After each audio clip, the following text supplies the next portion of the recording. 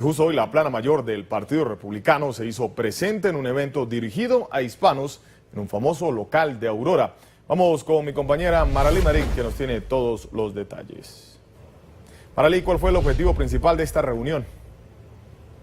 Básicamente lo que el Partido Republicano está buscando es interesar a la comunidad hispana que vote en nuestro estado y resolver, según ellos, sus problemas e inquietudes.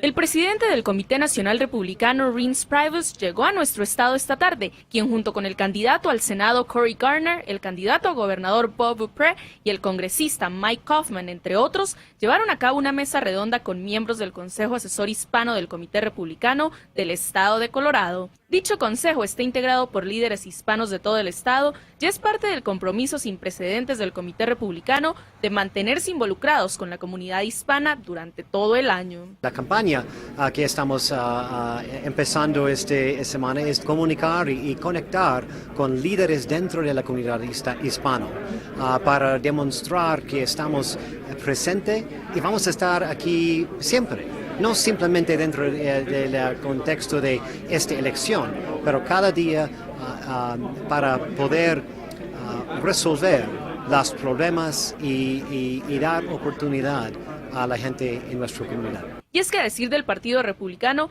es muy importante para ellos contar con el voto hispano durante esta contienda electoral y así poder ganar las 6 sillas necesarias para recuperar de nuevo el Senado del país. Como partido tenemos candidatos maravillosos esta elección.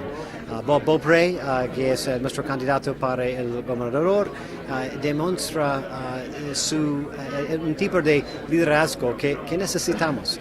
Y otros candidatos locales como George Rivera y Clarice Navarro, que son de su comunidad, entienden los problemas que las familias hispanos enfrentan y están luchando para mejorar la situación.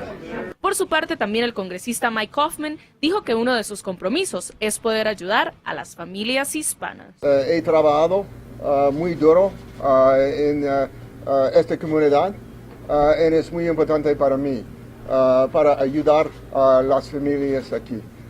Y quisiera ganar esta elección que viene y continuar a trabajar para la gente aquí. Gracias. Las elecciones de medio término se llevarán a cabo este próximo 4 de noviembre. Es todo por mi parte para Noticias Colorado. Maralí Madrid, regreso con ustedes a los estudios. Muchas gracias a Maralí Madrid. Recordamos que tenemos un debate el 30 de octubre en vivo.